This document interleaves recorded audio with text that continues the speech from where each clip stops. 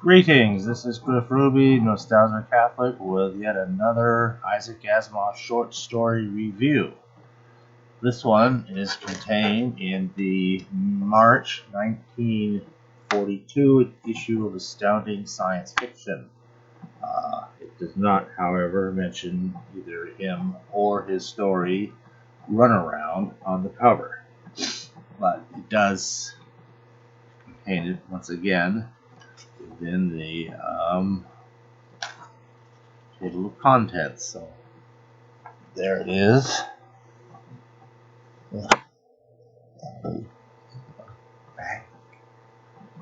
Runaround, Isaac Asimov, and the little blurb says, okay, robots cost money and should have a sense of self-preservation built in. They should also obey orders, but when the two reactions meet in head-on conflict, so, alright. Well, the story is on page 94. This is a big magazine. These are the large bedsheet size Astoundings, by the way. They're really large. And you can see they have just tiny print that just covers this whole great big page. So,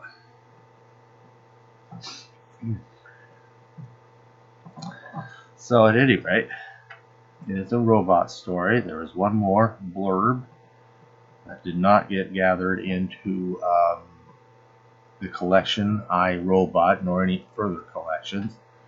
And this one, here we are, Runaround, and it has a nice little blurb.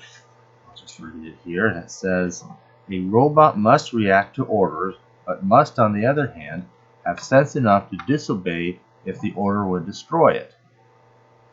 But that could lead to a most embarrassing sort of situation when a robot gives its owners a handsome runaround. It's illustrated by Orban, somebody named Orban, and it has not just one but two pieces of artwork connected with it. So we got Powell and Donovan. Let's see here, Gregory Powell and Mike Donovan. They are on Mercury doing something there that involves another robot, a fairly new robot they have brought with them, Speedy, and then it has a number that doesn't really matter. But anyway, in the SPD, they've called it Speedy. Apparently they are, in fact, a rather rapid type of robot.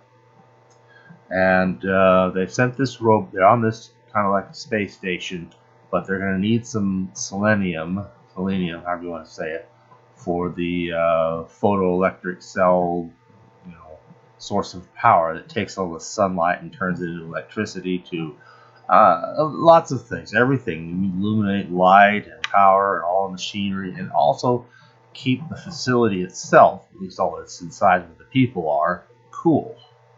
Because we're on Mercury. We are very near the sun, and it's on the sunny side of Mercury, furthermore. So there it isn't the shade. Remember, this was written in the days when it was thought that Mercury had one face turned continually towards the sun. So you'd have one side where, it was like they thought it was a ribbon world. There's a mention of one of those in one of the Foundation installments, by the way.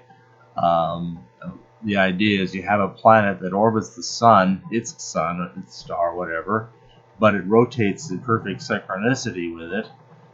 Give or take any ellipticalness of its orbit, but other than that, such that what basically happens is it's like a ribbon, because there'd be this narrow ribbon between the hot side and the cold side, and you could be in this little ribbon and it could be very nice and temperate, and the temperature is really nice and so forth, but just 20 miles out one way, it's so hot it'll melt lead. Maybe 20 miles out the other way, it's so cold that oxygen flows like water.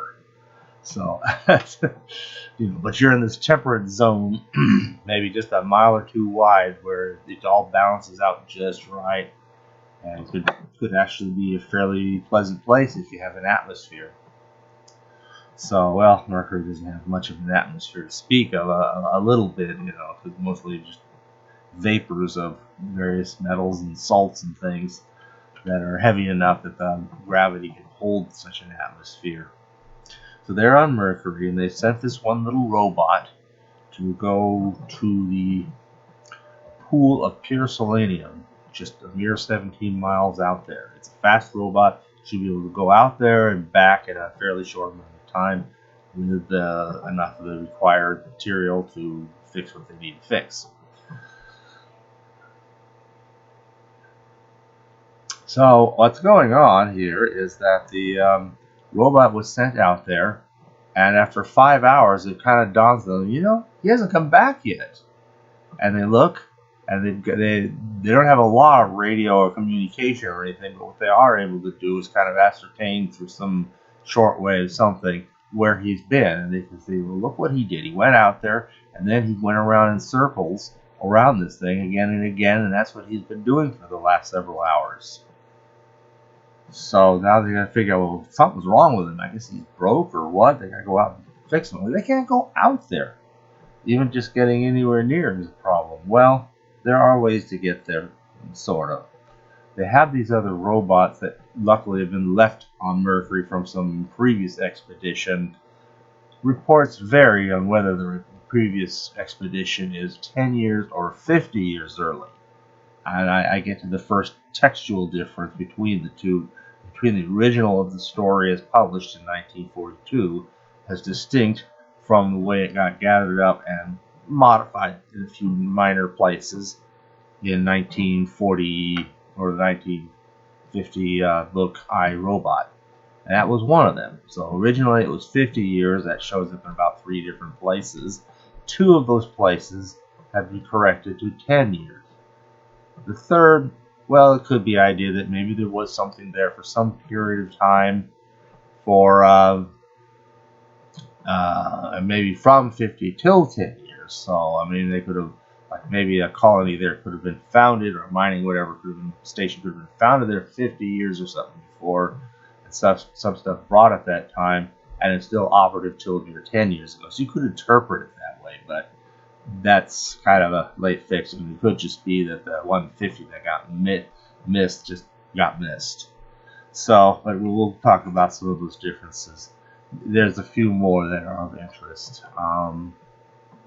But let's first of all take a look at one of the other big difference that you won't get elsewhere, and that's the artwork. So we actually have 2 pieces, and this is the first one. Now, this is the first one. Oh, they have these robots left over, I was just saying, that are very primitive, and for some reason, which we'll actually discuss briefly here, because they kind of tweak that a little too, but it amounts to the same thing. People are so worried about robots and making sure they stay under control and don't turn on their masters, their human masters, that you actually had to ride on these robots, like on a horse or something, kind of, in order for them to even just go anywhere at all. So you have to go with it. You can't just send one of these robots out to go, fetch the first robot that's defective. You'd have to go with it. And they don't walk very fast. They're very big, lumbering things that, well, they're not designed to get out there really fast while you're on it. But you're in this spacesuit, which can probably protect you for about 20 minutes or so, 25 maybe, if you don't mind being very uncomfortable towards the end. And these robots are slow. And the only other thing to help you with in that way is there was a system of mine shafts and so forth. One of which is only and comes up about in a small shack or something, a mere maybe 3 miles away from the pool of selenium. So that's not too bad. But you still got 3 miles, and in the time it would take for one of these things to carry you, and it has to be carrying you to go anywhere, remember. Even that 3 miles, you will be more than 20 minutes, and you will have sizzled, and that's the end of you. So you can use these for very short distances. There are still some hills and mountains and cliffs and things that you can hide behind, but you'd have to stay in those areas to somewhat cool off. So anyway, here they are. They have arrived at the other robot. So here's our 2 guys. I can't tell who's who in these spacecrafts, but one of these is Powell and one of them is Donovan. And they're riding these giant robots that you have to ride. And meanwhile, out in the distance, is little Speedy out there. They found him. There he is. He's pointing out there. There he is. Okay. Now, later on, as they're trying to get the situation here, they're going to have to take advantage of the way the different laws of robotics interact. And in particular, Gregory Powell puts himself in great danger by basically carrying himself out into the sunshine towards the Speedy. Then he dismounts and runs towards Speedy. It's hot. He started to just, get heat exhaustion and start to collapse. Speedy, I'm dying. And that kicks in the first law. But there's a little frustrating aspect going on here, where here's Speedy now finally coming like it's supposed to. Here's Powell here, and he's kind of like, not you, because even though those big primitive robots need a human mount in order to move around, rather than just stand in one spot, they can talk and communicate and do things in one spot, but they can't go anywhere without a human riding them. But the first law kicks in and even makes this big lumbering robot also able to move without a human mount, because it cannot allow a human to come to harm through inaction, which overrides even its programming that makes it require a human rider. And it's like, no, I don't want you to rescue me, I want him, because by getting Speedy to rescue him, then Speedy will have also rescued himself from the conditions of exaggerated heat. Speedy was built for the heat of Mercury, but there's even more in this particular area surrounding the selenium pool because of these deposits of some very white, looks like snow, but we're talking Mercury here, so it's definitely not snow. And it actually magnifies the heat, I guess, by reflecting it back up, and that has made Speedy even hotter than it should have been. But that wasn't really what was gumming up the works. It was really an interaction between the second and third laws. Speedy was told, go get some selenium, so kind of casual, like not a big deal, go get me some salt, kind of a thing. And so it's a very, very weak use of the second law. Meanwhile, Speedy, being a particularly valuable and specifically designed instrument, they describe it as more costly than a battleship. So I guess they still got battleships in those days. Meaning it may have a somewhat strengthened third law to protect itself. And that, in a nutshell, is why it's going around in circles. You can't get any. It wants to go to the selenium pool because he's been ordered to do that, but it wants to protect itself from the fact that the closer it gets, the more bad these various chemicals, the brightness, and I guess there's also some volcanic chemicals submerging from about the same place. The worse that gets on it, and could actually erode it. There was no clear, our lives depend upon this, we will die, you must get us that selenium as promptly as reasonably possible. Bringing the first law, and doing that, he'd just gone straight there and come straight back like expected, you say. Because the first and second laws, if fully utilized, clearly override whatever risk or damage it may face itself in going over to that selenium pool. I think it ended up damaging itself far more just by hovering around there than if it had just gone straight over, done its business, and come straight back. So I don't think even its application of the third law has been very good. Okay, well, what are some of the differences here? Now I'm going to have to be careful here. All right, there's a part near the beginning where a little bit gets added. I'll just start with. Okay, this is a relatively minor part, but this is kind of changing some of what's going on. It says, they were in the radio room now, with its already subtly antiquated equipment, untouched for the 10 years previous, instead of 50 years, previous to their arrival. Even 10 years okay, and they added this as explanation for some stuff, little additional explanatory material inserted for iRobot. Even 10 years, technologically speaking, meant so much. Compare Speedy with the type of robot they must have had back in 2005, but then advances in robotics these days were tremendous. Powell touched a still gleaming metal surface gingerly of one of these big Um, okay. So, and then it continues on here. That's from the original. The air of disuse that touched everything about the room and the entire station was infinitely depressing. Well, okay. That's a relatively minor change. Now, the next kind of change I note.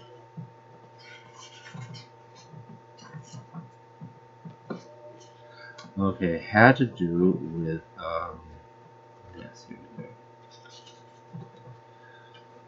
Okay, why are these giant lumbering leftover robots made such that you had to ride them in order to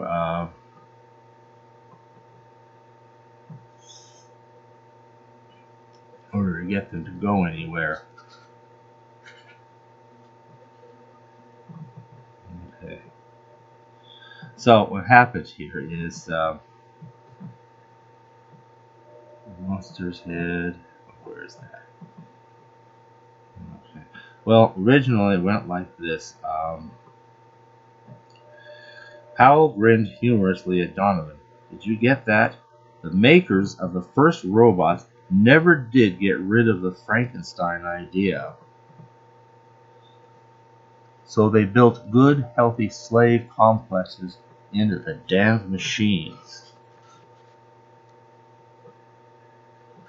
So they take out Frankenstein. I can find this again. I have it done once. Okay. Did you get that? Those were the days of the first talking robots, when it looked as if the use of robots on Earth would be banned. The makers were fighting that, and they built good, healthy slave complexes into the damned machines.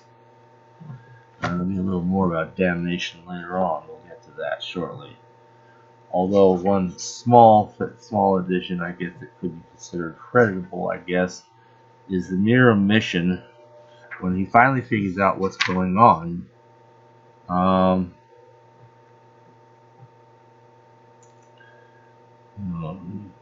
One guy, I think Powell, says to Donovan, we're not trying to fix blame here. That gets left out. He's just talking about what happened. So that's a very minor difference. But a somewhat bigger change comes, well, let's look at the really important one. We have the robotic laws. Now, we're getting closer to the way they're supposed to be stated. At least now they mean exactly the same. Okay, let's hear these three laws. Okay, we have, well, they call them rules in the story. So they're still kind of honing that stuff down exactly. So the rules in the original sometimes get spoken of as laws in this particular quote, but it still says Rule 1 and Rule 2 and Rule 3, etc. when they're talking about the individual rules or laws. Okay, so here we go. All right, we have 1. A robot may not injure a human being under any conditions, and, as a corollary, must not permit a human being to be injured because of inaction on his part. Alright, so how did it read here? We have 1. A robot may not injure a human being or through inaction allow a human being to come to harm. That's the way it's normally stated. That's the more familiar way it's stated. Next one. Okay, 2, continued Powell. A robot must follow all orders given by qualified human beings as long as they do not conflict with Rule 1. Okay, now, as officially stated, 2, continued Powell, a robot must obey the orders given it by human beings, except where such orders would conflict with the first law. See, now there are laws there, see? Something's dropped out. And that something actually becomes a matter of concern in later robot stories and even some of the novels, is that it brings in here a qualified human being, i.e. not just any random human being and decides to say, hey, robot, stand on your head for 10 hours, and off it goes standing on its head for 10 hours. As a qualified human being, i.e. somebody who has business ordering a robot around.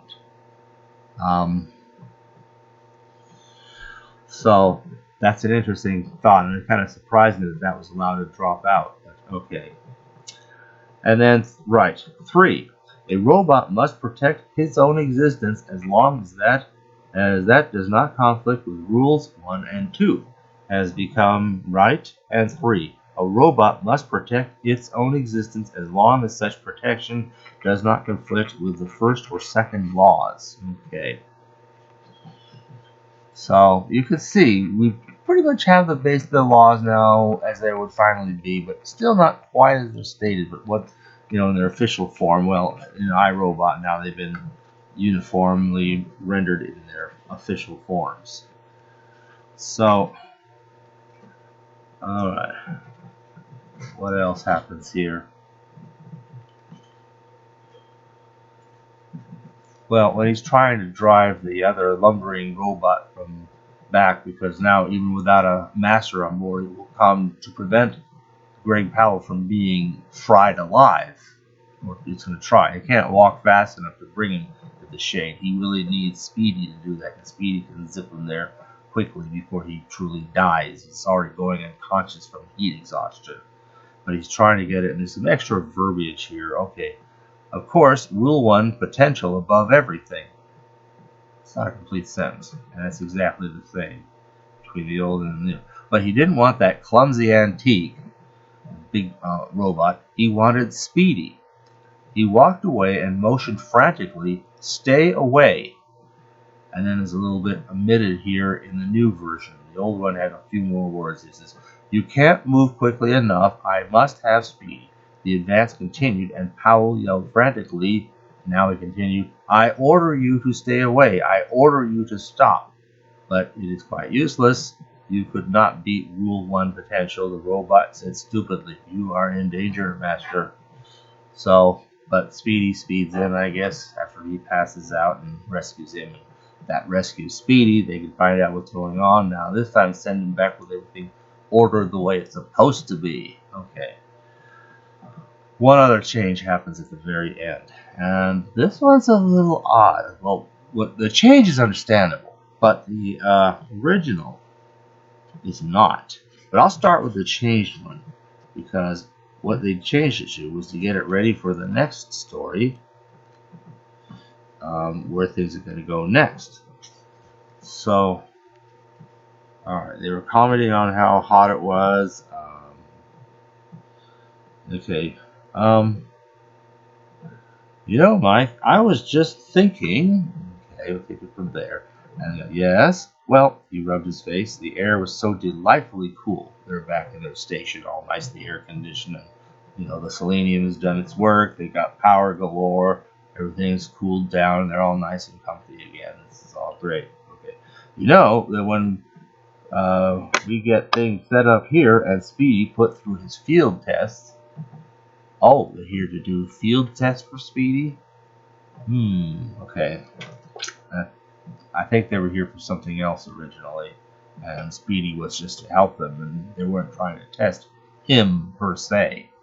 But okay, now suddenly they're doing field tests. But that fits in with the narrative of Susan Calvin. Yeah, I had them doing these field testing for me.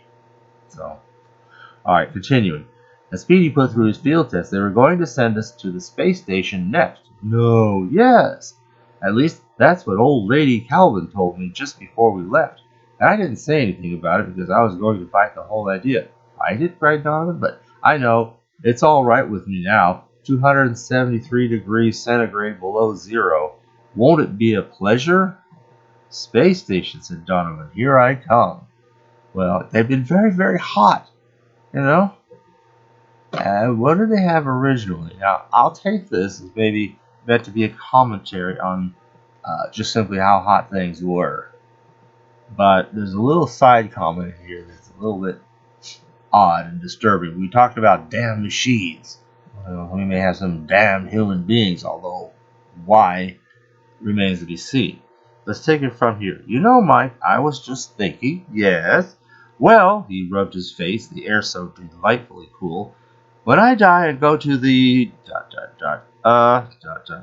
probable place, won't old Satan have to stretch himself to show me anything I haven't seen today? probable place. Gee, that's really optimistic. And I say that sarcastically. It's not. So we learned that's kind of an odd feature about, Powell or Donovan, whichever one was speaking. The point is, it's a comment on how hot it was. Yeah, we're on Mercury. It's hot.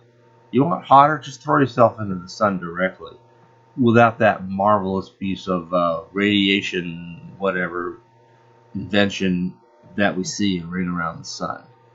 That can show you some hot.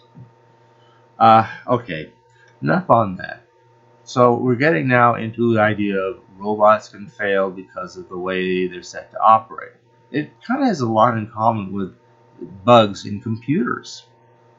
So bugs, computers can have these bugs where they seem to fail because of little programming details that don't exactly, they kind of conflict with the way one might expect a thing to work. So anyway, that's Runaround, and it's in iRobot. And other than what I pointed out, and at least a couple other very minor type of graphical things not worth getting into, it is essentially the same. But you can see there's been some fixes, and I don't know that that's been reprinted as the original text anywhere, as far as I know. It got gathered into iRobot, and that seems to be it as far as I know. Well, thanks for listening.